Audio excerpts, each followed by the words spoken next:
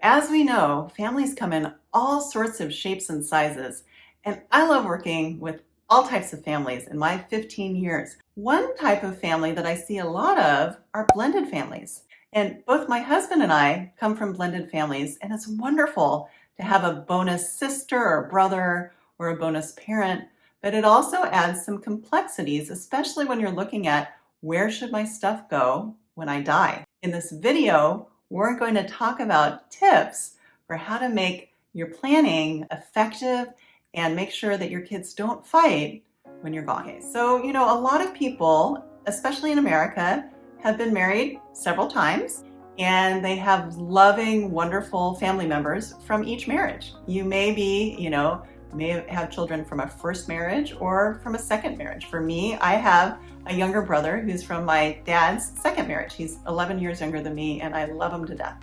But that provides some complexities when my dad, for example, is doing his estate plan.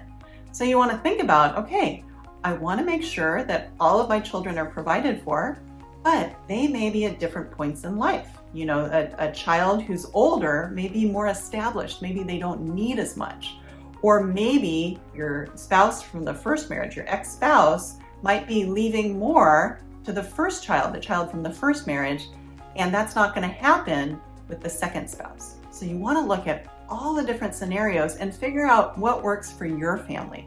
We're only going to be touching upon some devices that you can use, and it may make sense, it may not make sense. But before we dive into this, I ask you to hit the notification button, which is a little bell on your screen, and that will alert you to all the videos that we release every week on Mondays. So if you like this video, please hit that notification button. Okay, so let's say that you own a house that's your own separate property and you're living in it with your new spouse. And you guys are very happy there, but you're wondering what's gonna happen to my spouse if I die? Ultimately, I want my house to go to perhaps to my kids of my first marriage, or to go equally to the kids of my first marriage and my second marriage or third marriage, right? But I don't want my spouse to be kicked out to the curb.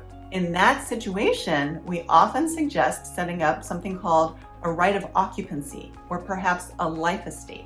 Now, I'm actually doing a video on this that you can see over here, but I just want to give you kind of a brief overview of how this works. So in my revocable trust, what I would do is I would say, my house goes however I say to my kids, subject to a right of occupancy for my spouse. Okay, so a subtrust is created upon my death that holds the house, and my spouse gets to live there perhaps for the rest of his life. But if he moves out, or if any conditions apply, or maybe he only gets to live there for a year, we want him just to have some time to adjust to my being gone, and then have some time to move out and find a new place to live. All right, you could make it for as long or as short as you want. Now keep in mind, there could be some California property tax implications. So you want to look carefully at this. Whenever you're dealing with California property taxes, tread carefully. So you set up this life right of occupancy for as long or as short as you want. And you say, during that time, my spouse gets to live there, and perhaps he's responsible for property taxes or for upkeep, or maybe the trust pays for this. And then at a certain time, that trust terminates and the money can go to the kids. And when I say money, what I mean is usually the house is sold. And so the sales proceeds would go to the kids. The house doesn't have to be sold, but I'd say about 90% of the time in my 15 years of practice, I see that the house is sold. Hey everyone, if you like my mom's video, like and subscribe. Okay, so another way to protect the kids of the first marriage, right? Because you're remarried and you might have kids together with your spouse of the second marriage, and that's wonderful. But your spouse may not have a relationship with the kids of the first marriage. In my case, I'm very close to my stepmom, my dad and stepmom. So this doesn't really apply to me, but there's a lot of people who, when they get remarried, maybe the kids of the first marriage have left, have flown the coop, and they're not around anymore, or maybe they don't get along with the new spouse. So you're worried that if everything goes upon your death to your new spouse, then he or she is going to completely write out the kids of their first marriage and they won't get anything. So in that case, what you can do is you can create for your joint assets or for your separate property assets. Well, for the joint assets, you'd create what we call an A-B split. So you say, your half of the assets are held in trust in a bypass trust if you're the first to die. And your spouse gets all the income, but upon the spouse's death, everything in the bypass trust goes the way that you originally said. The spouse is not able to change the terms of the bypass trust.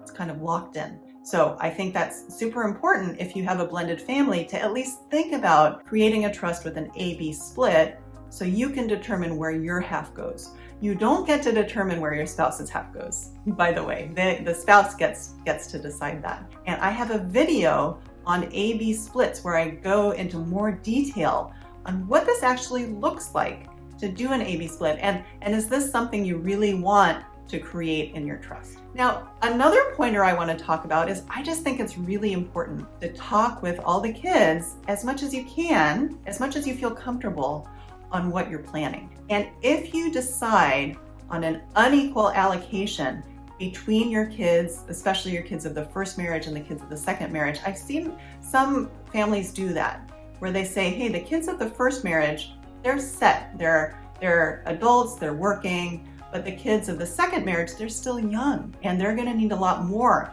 for college. I've already paid a lot for the kids of the first marriage, so I'm gonna leave the kids of the second marriage, say 80% of the assets, and the kids of the first marriage only 20%.